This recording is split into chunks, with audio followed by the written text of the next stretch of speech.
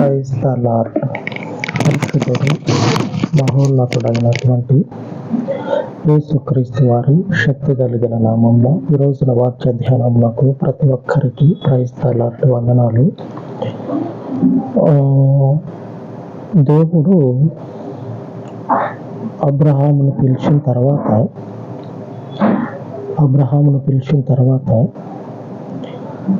అబ్రహాము జీవితంలో ఏమేం జరగబోతా ఉన్నాయో ముందుగానే చెప్తాడు. దేవుడు ముందుగానే చెప్తాడు.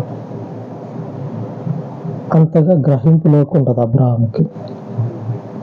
చెప్పిన తర్వాత అంతగా పట్టించుకోడు. ఆ నెరవేర్పు వచ్చినప్పుడు దేవుడు మళ్ళా గుర్తు చేస్తాడు. ఆ గుర్తు చేసినటువంటి విషయాలు ఒక్కొక్కటి భౌతికంగా జరుగుతూ ఉన్నప్పుడు అబ్రహాముకి గుండె ధైర్యం వస్తుంది, గుండెలో ధైర్యం వస్తుంది.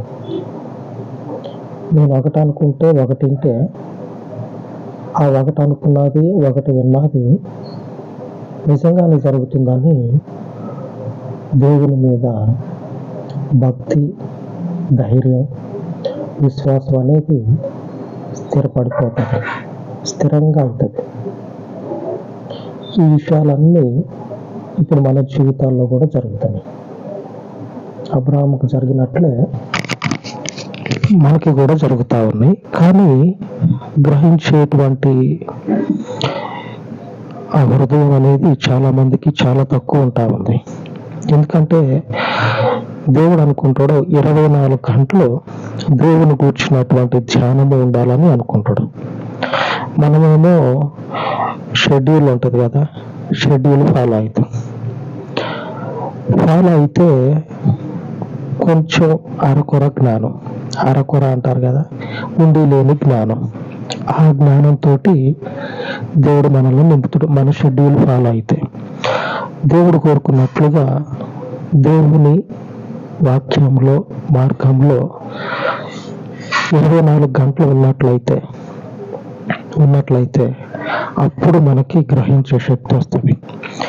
ఉన్న పనులన్నీ వదిలిపెట్టి 24 గంటలు ఉంటే తిండి తిప్పలు ఎట్లాగని డౌట్ రావచ్చు.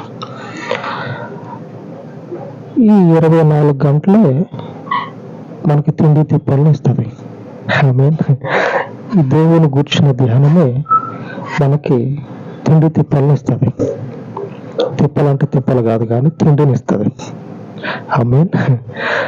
అంతటి శక్తిమంతుడు. ఇకపోతే ఈరోజు వాక్యం ధ్యానించుకుందాం. ఇప్పుడు చెప్పుకున్న విషయాలన్నీ వాక్యంలో ఎదురైతాయి. మొదటి యోహాను సువార్త, యోహాను రాసినటువంటి సువార్తల్లో మొదటి యోహాను 5వ అధ్యాయము 20వ వచనం, మనము సత్యవంతుడైన వానిని ఎరుగవలనని దేవుని కుమారుడు వచ్చి మనకు వివేకమును గ్రహించి ఉన్నాడని ఎరుగుదుము. మనము దేవుని కుమారుడైన యేసుక్రీస్తు నందున్న వారమై సత్యవంతుని అందున్నాము. ఆయనే నిజమైన దేవుడును నిత్య జీవమునై ఉన్నాడు. యేసు ప్రభు వచ్చి దేవుని గురించి జ్ఞానాన్ని ఇస్తా ఉన్నాడంట. ఆ విషయం అయితే కాదు కానీ ఈరోజు వాక్య ధ్యానం ఏమిటంటే,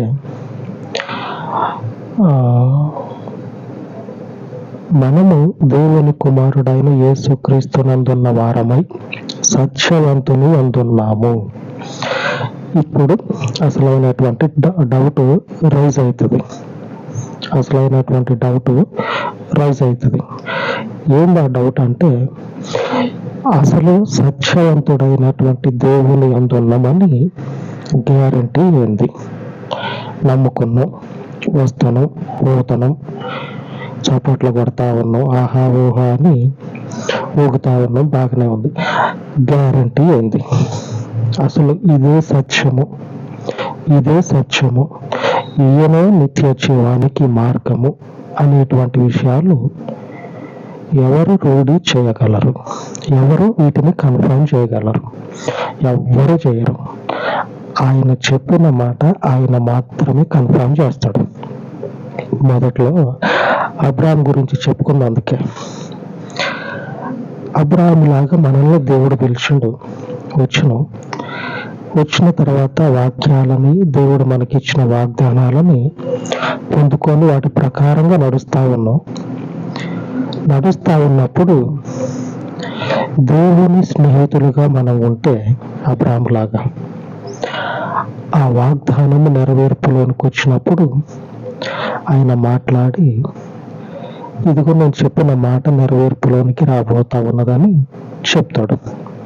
మాట్లాడి దర్శించి అబ్రాహాము కూడా మొదట్లో మనలాగానే దేవుని వాక్యము వచ్చి చెప్తే తీసి పడేసినట్టు చేస్తాడు. నమ్మిన తర్వాత కొద్ది రోజులకి ఏమో అంత బాగానే ఉంది, కానీ పిల్లలు లేకుండా పోతా ఉన్నారు. నా ఇంట్లో ఉన్నటువంటి పనులలో ఎవడో ఒకడు నేను కష్టం చేసి సంపాదించిన ఆస్తికి అంతటికి వారసుడు అవుతాడని బాధపడతాడు. అప్పుడు దేవుడు అంటాడు, ఆకాశంలో ఉన్న నక్షత్రాలు ఎలాగున్నాయో నీకు పుట్టే సంతానం కూడా అలాగుంటుందని దేవుడు చెప్తాడు. ఇదే మాట మొదట్లో పిలిచినప్పుడు దేవుడు కూడా అంటాడు అబ్రాహాం తోటి. మొదట్లో అంటాడు, నిన్ను అనేక జనములకు తండ్రిగా నియమించి ఉన్న ఈ మాటకి అనుకూలంగానే భూలోకంలోని వంశములన్నీ నీ మూలముగా ఆశీర్వదించబడతాయి అని దేవుడు చెప్తాడు. ఆమేన్. అబ్రాహాము అప్పుడు అనుకుంటాడు, దేవుడు పిలిచిందంటే ఏదోలో అనుకుని ఉంటాడు. ఆ వాగ్దానము చేయబడిన తర్వాత క్రీస్తు నందున్నట్లయితే ఈ క్రీస్తు మనల్ని ఏం చేస్తాడంటే సత్యవంతుని యందున్నాము అనేటువంటి విషయాన్ని మన జీవితాల్లో నుంచే, మనకు చేయబడినటువంటి వాగ్దానాలలో నుంచే రూఢీపరుస్తాడు.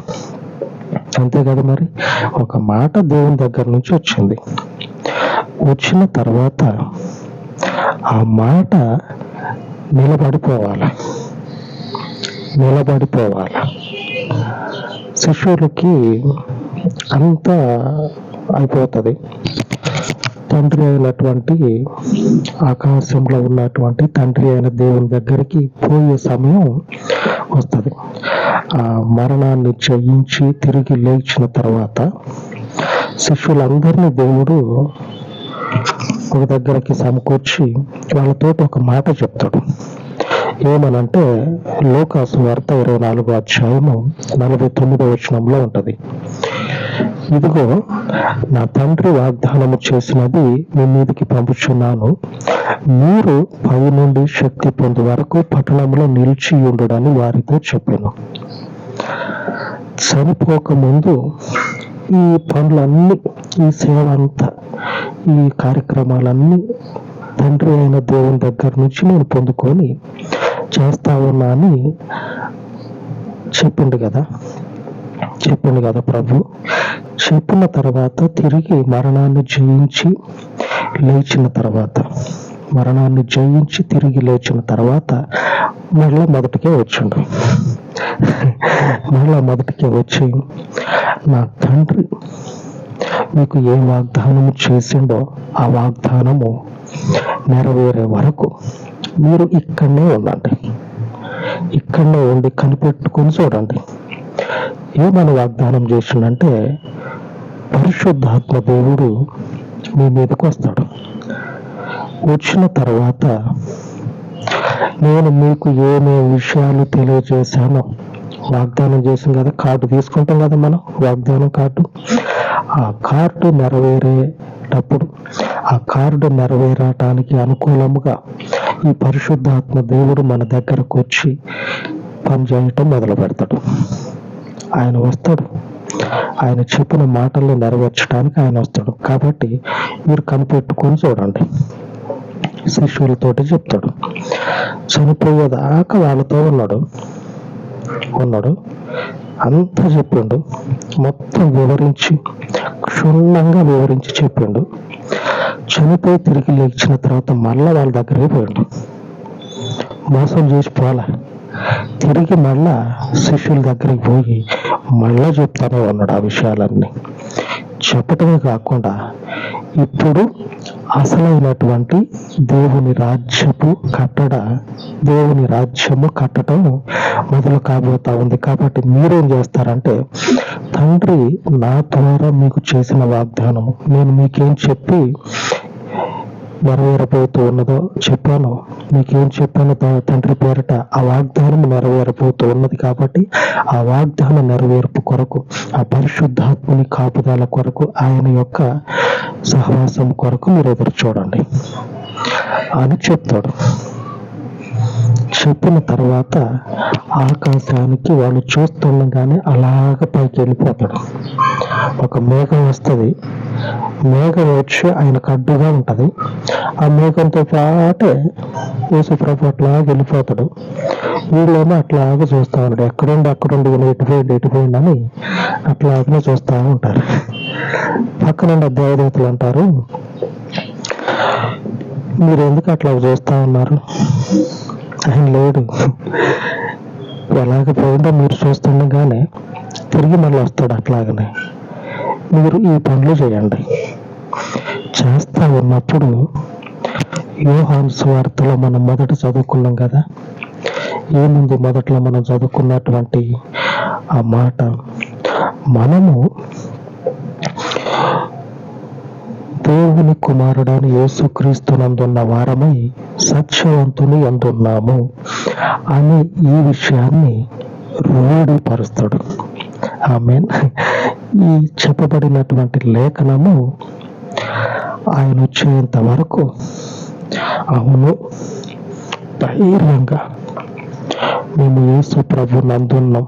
యేసు ప్రభు అంటే అపోహ కాదు, మతము కాదు, ముంచుడు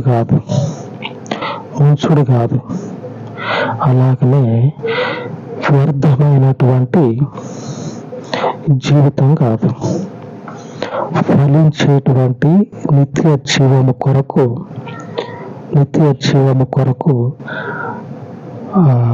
కన్ఫర్మేషన్ చేయబడిన జీవితాలు. అంటే వీళ్ళు నిత్య జీవానికి వీళ్ళు రెడీగా ఉన్నారు. స్టాంపు పరిశుద్ధాత్మ ద్వారా ముద్రించబడిన జీవితాలు, క్రీస్తు సత్యవంతుని అందున్నటువంటి జీవితాలు, ఆయన రాజ్యానికి ముద్రించబడిన జీవితాలు. ముద్ర పడుతుంది పరిశుద్ధాత్మ చేత. ముద్ర పడాలంటే మనము అబ్రహాముకు లాగా నమ్మి నడుస్తా ఉంటే, క్రీస్తు వాగ్దానము చేసింది తండ్రి ద్వారా మన మధ్యలోనికి వచ్చి నమ్మిన మన జీవితాలని స్థిరపరుచుకుంటా, అవును సత్యవంతుని అందున్నాము, నిత్య జీవానికి మేము అర్హత పొందుకొని కనిపెట్టుకొని ఉన్నాం. ఆమేన్. కనిపెట్టుకొని ఉన్నటువంటి మనము ఇవన్నీ మన జీవితాల్లో నెరవేరాలంటే, కనిపెట్టుకొని ఉన్నాం కదా, నెరవేరాలంటే అపోస్తలుల కార్యము 5వ అధ్యాయము 32వ వచనంలో ఒక మాట రాయబడి ఉంది. అందరూ వచ్చారు, అందరూ నమ్ముకున్నారు, అందరికీ నిత్య రాజ్యం ఉన్నదా అంటే, ఇందులో ఒక చిన్న మాట ఉన్నది.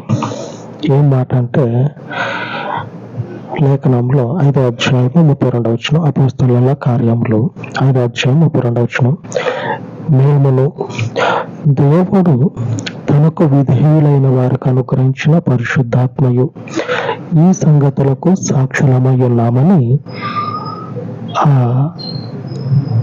మేఘములో నుంచి పోయినటువంటి యేసుక్రీస్తు ద్వారా చెప్పబడిన మాటలు విన్నారు కదా శిష్యులు, వాళ్ళు ఈ మాట చెప్తా ఉన్నారు. మేము సాక్షులు వీటన్నిటికీ, ఇప్పుడు క్రీస్తు చేస్తూ ఉన్నటువంటి ఈ సాహస కార్యాలకి, అద్భుతాలకి, అలాగనే నిత్య రాజ్యం ఉన్నది, ఆయన మాకు కనపడి మాకు ఈ విషయాలన్నీ చెప్పిండు అనేటువంటి ఈ విషయాలకి మేము సాక్షులము. అలాగనే పరిశుద్ధాత్మ దేవుడు సాక్షి. ఈ పరిశుద్ధాత్మ దేవుడు అందరి మీదకి వచ్చి నిలబడే స్వభావం కలిగిన మనిషి కాదు. అక్కడ చెప్పబడినట్లు దేవుడు తనకు విధేయులైన వారికి అనుగ్రహించిన పరిశుద్ధాత్మ. విధేయత కలిగి ఉంటే అప్పుడు పరిశుద్ధాత్మ దేవుడు వచ్చి మన జీవితాల్లో నిలబడతాడు. ఇదే విధేయత ఆ మొదటి నాడు అబ్రహాము చూపించిండు. ఇదే విధేయత. అందుకే ఆయన జీవితంలో అవును నేను సత్యవంతుని వందే ఉన్నా. ఎందుకంటే పిలిచిన రోజు మొదలుకొని ఈ రోజు వరకు నేనేదో అనుకున్నాలే కానీ నేను ఏదో అనుకున్న విషయాలు జరుగుతూ ఉన్నాయి. దేవుని చేత జరిగే ముందు ఆయన చెప్తా ఉన్నాడు, ఇదిగో నేను చెప్పిన మాట జరగబోతా ఉన్నదని గుర్తు చేసి మరీ చెప్తా ఉన్నాడు. నా జీవితంలో నేనే చూస్తా ఉన్నా కాబట్టి నేనే సాక్షిని. ఆమేన్. ఇంతటి ధైర్యంతో మనం చెప్పేటువంటి వారముగా ఉన్నాం ముందు రోజుల్లో. ఎందుకంటే మన జీవితాల్లో కూడా ఈ విధేయతను కలిగి ఉంటే అవును నిజమే, మేము దేవుడు పంపించిన యేసుక్రీస్తునందున్నటువంటి వాళ్ళమే, అలాగనే ఈ సత్యవంతుని అందున్నాము అనేటువంటి విషయము మనకు అర్థమవుతుంది మనకి. ఆమేన్. అలాగ ప్రార్థించుకుందాం. పరిశుద్ధుడు అయిన తండ్రి, ఈ ఉదయకాల వాక్యమునందు మీ కృప చేత తండ్రి నీ స్వాస్థ్యమును నీ ప్రజలను దర్శించు విధేయత కలిగినటువంటి స్థితిని అబ్రహాము వలె నీ వాక్యమును తండ్రి హృదయం అందించుకొని నడిచేటువంటి కృపను నిబిడలకు అనుగ్రహించండి.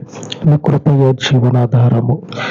నీ కృపలో నిబిడలు తండ్రి నిలిచి నీవిచ్చిన వాగ్దానములను పొందుకొనున్నట్లు, ఆ వాగ్దాన ఫలమును అనుభవించినటువంటి నీ ఫలమును తండ్రి మరొక జీవిత కాలం అంతయు కూడా నీ మార్గమందుండి సత్యవంతులుగా స్థాపించబడి ముద్రించబడినట్లు నీ కృపా వర్షమును సమృద్ధిగా నీ మందిరం మీద వర్షము వలె కుమ్మరింపచేయమని మా రక్షణకర్త అయిన యేసుక్రీస్తు శక్తి కలిగిన నామమున ఈ మనవులను ప్రతిష్ఠించి ప్రార్థించుచున్నాను తండ్రి. ఆమేన్. దేవుని శాశ్వతమైన కృప మనకు తోడై ఉండును గాక. ఆమేన్.